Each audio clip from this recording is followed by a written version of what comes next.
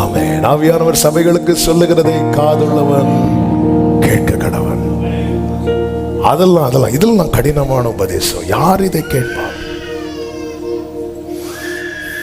அப்பத்தை ரசத்தை கொடுத்து கர்த்தருக்கு மகிமை உண்டாவதாக. 1 கொரிந்தியர் 11வது அதிகாரத்திலே 29வது வசனம் 30வது வசனத்திலே இப்படி சொல்லப்பட்டிருக்கிறது, அபாத்திரமாய் போஜனம் பானம் பண்ணுகிறவன் கர்த்தருடைய சரீரம் இன்னதென்று நிதானித்து அறியாததினால் தனக்கு ஆக்கினை தீர்ப்பு வரும்படி போஜன பானம் பண்ணுகிறான். இது நிமித்தம் உங்களில் அநேகர் பலவீனரும் வியாதி உள்ளவர்களுமாய் இருக்கிறார். நல்ல கவனிங்க, இந்த அப்பத்தை இந்த ரசத்தை அபாத்திரமாய் ஒருத்தன் புசிக்கிறான்னா அவன் யாரா மாறிடுவான் தெரியுமா? சிக்கா மாறிடுவான், பலவீனனா மாறிடுவான். அப்படின்னா இதை பாத்திரமாய் ஒருவன் புசித்தால் அவன் பலவானாய் மாறுவான். ஹல்லேலூயா. பந்தி எடுக்கிறவர்களே, அபாத்திரமாய் இதை புசிக்க கூடாது. பாத்திரமா எப்படி பாத்திரமாய் புசிக்கிறதுனா, அதுக்கு தான் இயேசு என்ன செய்தார் தெரியுமா? ஒரு சீலையை இடுப்பிலே கட்டி ஒவ்வொரு சீஷரையும் கால்களையும் கழுவ ஆரம்பித்தார். அப்படி கழுவும் போது எல்லாத்தையும் யார் பார்த்துட்டு இருக்கிறார்னா, பேதுரு பார்த்துட்டு இருக்கிறார். பேதுரு தடுக்கணும்னா ஃபர்ஸ்டே தடுத்திருக்கணும். ஆண்டவர் என்ன பண்றீங்க நீங்க? இது அப்படி இல்லை. அவன் ஒன்றும் சொல்லலை, நம்ம ஸ்கோர் பண்ணிடலாம்.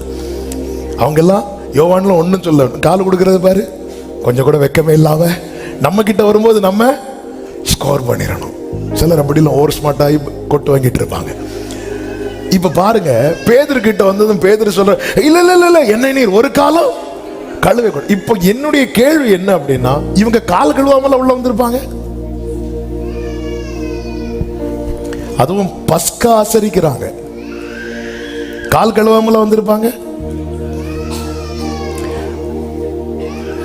ஒரு நாள் குளிக்காதவங்க கூட சண்டே குளிச்சுட்டு சர்ச்சுக்கு வராங்கல்ல.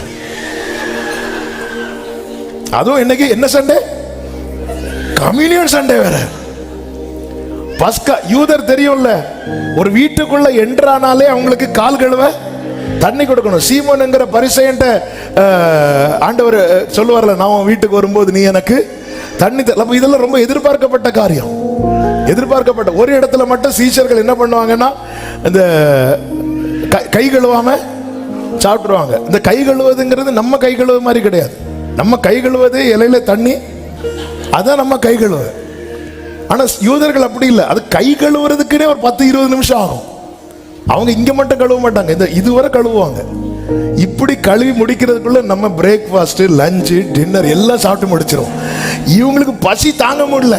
இவங்க என்ன பண்ணிட்டாங்கன்னா சாப்பிட்டாங்க, உடனே வந்துட்டாங்க. இவன் கை கழுவாம சாப்பிட்டாங்க.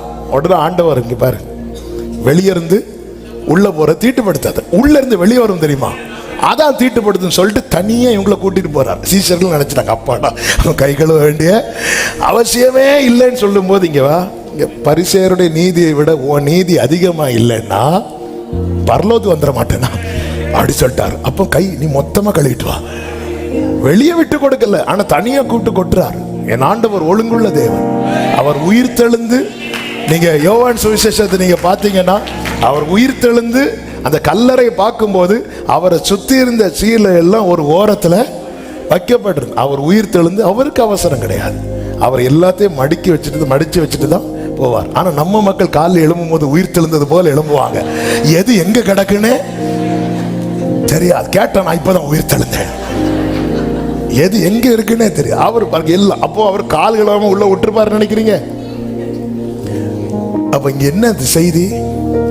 ஆல்ரெடி நீ கழுவப்பட்டவனா இருந்தாலும் ஒரு விசை கூட கழுவ ஒப்பு கொடு. பந்தி எடுக்கிறவங்கள்ட்ட இப்போ ஒரு 2 நிமிஷம் பந்தி எடுக்கிறவங்கள்ட்ட நான் சொல்றேன், நீங்க ஃபர்ஸ்ட் டைம் பந்தி எடுக்கும் போது ஒரு கண்ணீர் வந்துல்ல, இப்போ வருதா? ஃபர்ஸ்ட் டைம் பந்தி எடுக்கும் போது கையெல்லாம் அப்படி ஆடிச்சுல்ல, நெஞ்செல்லாம் கடக்கடன்னு அடிச்சுல்ல, இப்போ இருக்கா? இல்லை. அந்த அப்பத்தை புசிக்கிறவன் அவருடைய சரீரம் இன்னதென்று நிதானிக்கும். அப்பெல்லாம் நம்ம நிதானிச்சோம். இப்பெல்லாம் எனக்கு பெரிய அப்பமா, அவனுக்கு பெரிய அப்பமா, அவருக்கு பெருசா வச்சுட்டாங்க, எனக்கு இந்த வாட்டி மிஸ் ஆயிட்டு.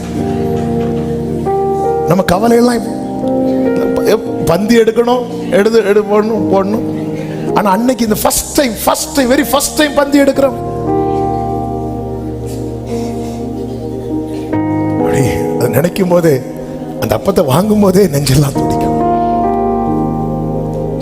நாங்கெல்லாம் முந்தைய கழுவப்பட்டோம் இல்ல, மறுபடியும் கழுவப்பட ஒப்புக்கணும்.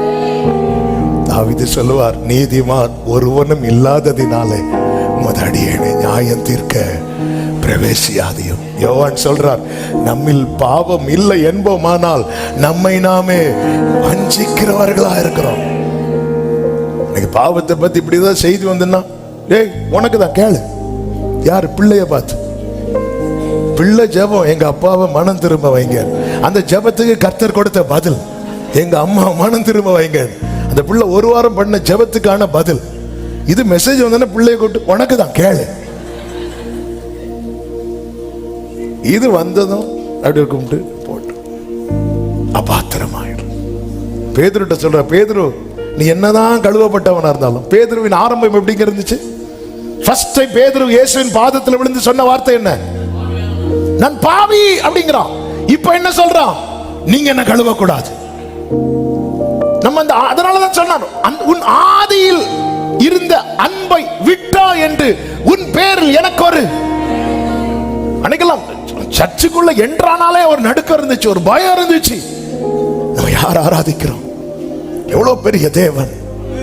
ஹல்லேலூயா. கிறிஸ்து என்கிற நீதியில மட்டும்தான் நாம நிக்கிறோம். இல்லனா அவர் சமூகத்தில் நிக்க இங்க இருக்கிற நம் ஒருவருக்கு கூட தகுதி கிடையாது. ஹல்லேலூயா. இயேசு என்கிற நீதியில, இயேசுவினால மட்டும்தான் நாம நிக்கிறோம். இயேசுவை பார்த்ததும் பாதத்தில் விழுந்து, படகுல மீனை பார்த்து பாதத்தில் விழுந்த பேதுரு அப்பத்தையும் ரசத்தையும் பார்த்து விழ மாட்டேங்கிறான். அவர் படகு நிறைய மீனை பார்த்ததும் இயேசுவின் பாதத்துல விழுந்து நான் பாவின்னு சொன்னாரு. இதோ இது உங்களுக்காக பிற்கப்படுகிற, இது உங்களுக்காக சிந்தப்பட்டேன்னு சொன்னதும், இல்லப்பா ஆண்டவரே இதுக்கு நான் பாத்திரவானே கிடையாது என்று பாதத்துல விழல. அதன் அர்த்தம் என்ன? இன்னைக்கு நம்மில் அநேகர் இம்மைக்கானவைகளுக்காக தான் பாதத்தில் விழுந்து கிடக்கிறோம். ஆண்டவரே எப்படியாவது எனக்கு இதை செஞ்சு தந்துருங்க, எப்படியாவது இதை மாட்டி தந்துருங்க. அப்போ இம்மைக்கா கேட்க கூடாதா? கேட்கணும். ஆனா அதுக்கு கொடுக்கிற முக்கியத்துவம் கூட, அவர் தம்மையே பலியாக, ஜீவ பலியாக ஒப்பு கொடுத்தாரே. ஹல்லேலூயா. இந்த அப்பமும் ரசத்தும் பாத்திரவானாய் உட்கொள்ளுங்கள், நீங்கள் பலன் அடைவீர்கள்.